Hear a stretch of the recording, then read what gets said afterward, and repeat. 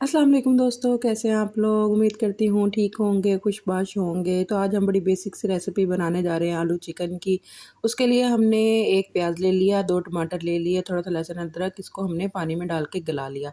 इससे क्या होगा कि जो प्याज का जो एक तीखापन होता है या उसकी स्मेल होती है ना, वो चली जाएगी। उसको जी हमने ग्राइंड कर लेना और उसके बाद हमने 1 कप ऑयल लिया, उसमें मैंने जो ग्राइंड किया हुआ मसाला था वो डाला, थोड़ा सा उसको पकने दिया। उसके बाद मैंने 1 टीस्पून इसमें नमक, 1 टीस्पून लाल मिर्च, 1 टीस्पून धनिया, 1 टीस्पून हल्दी और 1 टीस्पून ही मैंने इसमें कढ़ाई मसाला ऐड कर दिया था।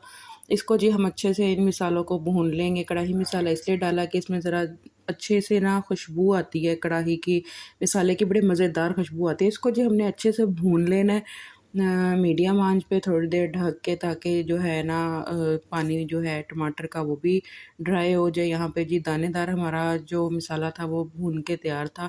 इसके बाद हम चिकन ऐड कर देंगे। चिकन को मैंने नमक और सिरके वाले पानी से धो लिया था, उसके बाद फ्रेश पानी से भी धो लिया था।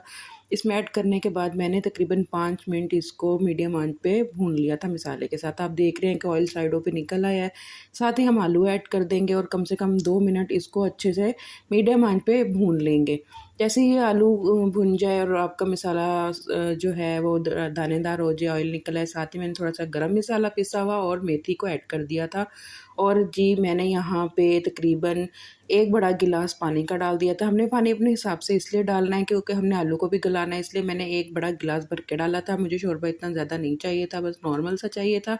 तो बस उस हिसाब से मैंने जी शोरबा डाल के सॉरी पानी डाल के तो शोरबा बना लिया था और आलू गल गए थे। 15 मिनट मैंने मीडियम आंच पे रख के, यहाँ पे जी हमारा सालन तैयार था। धनिया मुझे मिला नहीं था गार्निशिंग के लिए, इसलिए जी हम इसको इसी तरीके से डिश आउट करेंगे।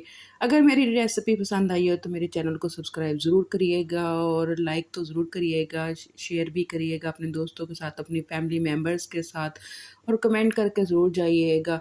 और जी मुझे ज़रूर बताइएगा आपको मेरी रेसिपी कैसी लगती है, आप किस शहर से मेरी रेसिपी को देखते हैं। अपना ख्याल रखिएगा। अल्लाह हाफ़िज़।